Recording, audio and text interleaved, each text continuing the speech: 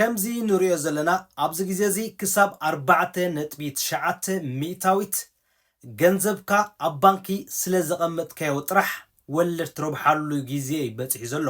ስለዚ እቲ ንስኻ ኣብ ናትካ ኣካውንት ዘሎ ገንዘብ ማለት ሰልዲ ኣበየናይ ዓይነት ባንኪ ኢኻ ኣቐሚጥካዮ ዘለኻ፣ ኣብ ከመይ ዓይነት ኣካውንት ኢኻ ንስኻ ኣቐሚጥካዮ ዘለኻ፣ ኣብቲ ንስኻ ክትረብሓሉ ዘይትኽእል ዓይነት ኣካውንት ኣቐሚጥካዮ እንድሕር ሃሊኻ ነዚ ኣብ ላዕሊ ንሪኦ ዘለና ፋስት ረንት ኢንሽኩድ ዝዓይነቱ በስቲል ጌርና ወይ ድማ ጠሊምና ገንዘብና ኣብ ከምዚ ዓይነት ኣካውንት ከነቐምጦ ይግባኣና። እዚ ናይ ሃገረ ኖርዌይ ብተወሳኺ ኣብ ዘለናይ ሃገራት እውን ከምዚ ዓይነት ሲስተም ክህሉ ስለ ዝኽእል ኣብ ዘለናይ ባዕልና ሰርች ጌርና ኣየነይቲ ባንኪያ እቲ ዝበዝሐ ወለድ ክትህበኒ ትኽእል ነቲ ኣብ ኮንተይ ኣብ ኣካውንት ናተይ ዘሎ ሰልዲ እዩ ማለት ገንዘብ ኢልና ክንሓትት ክንክእል ኣለና። ስለዚ ገንዘብና ኮፍ ናይ ዝበለ ኣብ ረብሓ ክህበና ዘይክእል ዓይነት ኣካውንት ንስኻ መዓልታዊ ትኸስር እምበር ትረብሓሉ ገንዘብ የለን።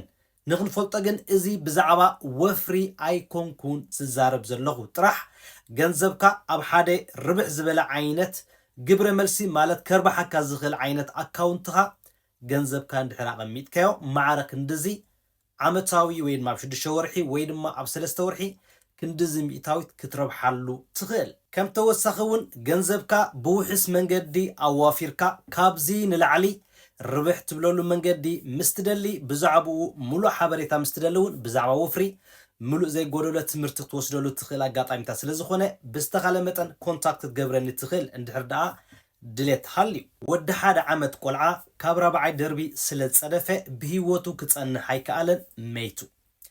እዚ ኢንፎርሜሽን ኣይኮንኩን ክሕልፍ መፅአ ንቆልዑ ዘለና ስድራ ቤት ከምኡውን ወለዲ ብዙሓት ሰባት ኣለና ኣብ ከምዚ ዓይነት መናባብሮ ንነብር። እዚ ማለት ካብ ፕላሱታት ንነብር።